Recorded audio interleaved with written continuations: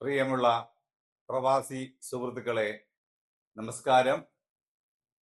കേരളത്തിന്റെ ബഹുമാനപ്പെട്ട മുഖ്യമന്ത്രി ശ്രീ വി സതീശനോട് ഒന്ന് രണ്ട് കാര്യങ്ങൾ ചോദിക്കാൻ വേണ്ടിയാണ് ഇന്ന് ഞാൻ ഈ ലൈവിൽ വരുന്നത്.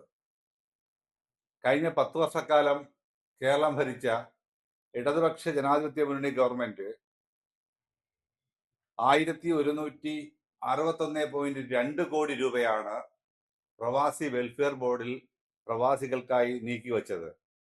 പെൻഷൻ ഇനത്തിൽ 1134 കോടി രൂപയും മരണാനന്തര സഹായമായി 10.5 കോടി രൂപയും ചികിത്സാ സഹായമായി 11 കോടി രൂപയും വിവാഹ ധനസഹായമായി 6.21 കോടി രൂപയും പ്രസവാനന്തര സഹായമായി 2 ലക്ഷം രൂപയും വിദ്യാഭ്യാസ സഹായമായി 33 ലക്ഷം രൂപയും ആണ് പ്രവാസി ക്ഷേമനിധി ബോർഡ് മുഖാന്തരം കേരളത്തിലെ മുൻ സർക്കാർ പ്രവാസികൾക്കായി മാറ്റിവെച്ചത്.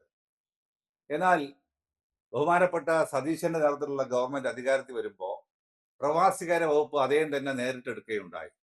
ഒന്ന് രണ്ട് കാര്യങ്ങൾ ഞാൻ സൂചിപ്പിക്കുകയാണ്. ബഡ്ജറ്റിൽ പ്രവാസികൾക്ക് വേണ്ടി ഒരു കാര്യവും സൂചിപ്പിച്ചില്ല എന്ന് മാത്രമല്ല, ധനകാര്യ ബില്ലുമായി ബന്ധപ്പെട്ട ചർച്ച വരുമ്പോൾ ഞങ്ങളെല്ലാം പ്രതീക്ഷിച്ചു അതിലെങ്കിലും ഫണ്ട് മാറ്റുമെന്നുള്ളത്. ഈ സർക്കാർ അധികാരത്തിൽ വന്നിട്ട് വന്നതിന് ശേഷം പെൻഷൻ മുടങ്ങിയിരിക്കുകയാണ് പ്രവാസി വെൽഫെയർ ബോർഡിന്റെ. വളരെ വിഷമം ഉളവാക്കുന്ന ഒരു സംഗതിയാണ്.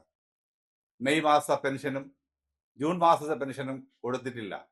ഈ ജൂലൈ മാസമായി, ഇന്ന് ജൂലൈ 3 ഒരു മാസം മെയ് മാസത്തിൽ തന്നെ ഏകദേശം 44.5 കോടി രൂപയാണ് പെൻഷൻ ഇനത്തിൽ കൊടുക്കേണ്ടത്. 1 ലക്ഷത്തോളം പ്രവാസികളാണ് ഈ പെൻഷൻ വാങ്ങുന്നത്. നമ്മളൊന്ന് മനസ്സിലാക്കുക. ജീവിതത്തിന്റെ നല്ല കാലം വിദേശത്ത് പണിയെടുത്ത് അതി ചൂടും അതുപോലെ അതിശൈത്യവും ഒക്കെ അതിജീവിച്ച് പണിയെടുത്ത് നാട്ടിൽ വരുന്ന സർക്കാരിന്റെ ഒരു കൈത്താങ്ങായിരുന്നു ഈ പെൻഷൻ. മരുന്ന് വാങ്ങാൻ വേണ്ടി, അല്ലെങ്കിൽ ഭക്ഷണത്തിന് വേണ്ടി, അന്നത്തിന് വേണ്ടി, അതിനു വേണ്ടിയാണ് ഈ പെൻഷൻ ഉപയോഗിച്ചത്. പക്ഷേ ഇപ്പോ 3ാമത്തെ മാസത്തിലേക്ക് കടക്കുകയാണ്. എനിക്ക് വിനീതമായി അഭ്യർത്ഥിക്കാനുള്ളത്, ഈ ഗവൺമെന്റിനടുത്ത് അഭ്യർത്ഥിക്കാനുള്ളത്, ഈ നാടിന്റെ സമ്പദ്ഘടന താങ്ങി നിർത്തിയവരാണ് പ്രവാസി സമൂഹം.